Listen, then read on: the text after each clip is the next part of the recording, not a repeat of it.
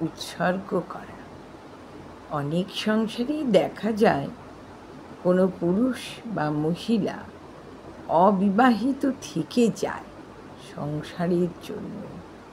সংসারের তাগিদেই পরিবারের ভাই বোন সবাইকে লেখাপড়া শেখানোর দায়িত্ব কাঁধে নিয়ে নেয়।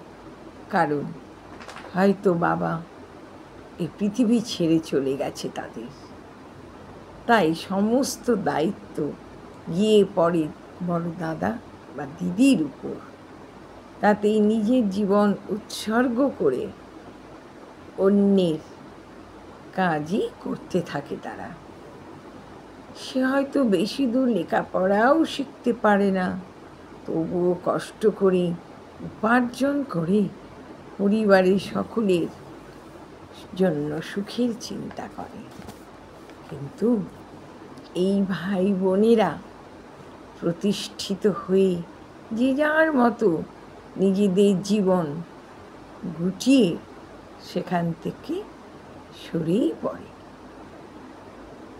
তখন সেই দাদা বা দিদিকে দেখার মতো কোনো লোকই থাকে না। এদের কথা ভাববার জন্য এই ভাই বোন কেউই থাকে না। যখন এরা বৃদ্ধ বা বৃদ্ধা হয় তখন তাদের দেখার জন্য অন্য কোনো লোক রাখতে হয়। অসুস্থ হলেও ভাই বোনেরা এসে তাদের সাথে দেখা পর্যন্ত করে না। এই রকমই সমাজে আজকাল দেখা যায়। তখন নিজেরাই ভাবে কাদের জন্য সারাটা জীবন উৎসর্গ করলাম। এই সময় থাকতে থাকতে যদি নিজেদের জীবনটা একটু গুছিয়ে নিতে পারতাম, একটু হয়তো অনুশোচনাও হয়। হায়রে সমাজ, হায়রে সংসার, কলুর বলদের মতো খেটে এদের তৈরি করলাম, তার প্রতিদানে কি পেলাম?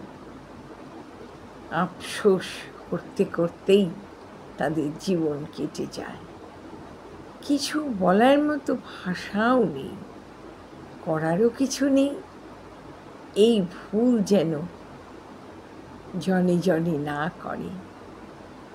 করো, সবার জন্যই করো, তবে নিজেকে আগে তৈরি করো, তারপর অনেক দায়িত্বভার কাঁধে নেওয়ার চেষ্টা করো। এটা তো সমাজে বহু পরিবারেই দেখা যায়। তাদের জন্য খুব কষ্ট হয়, করুণাও হয়। কণ্ঠে সুচন্দ্রা বিশ্বাস, লিখনীতেও সুচন্দ্রা বিশ্বাস।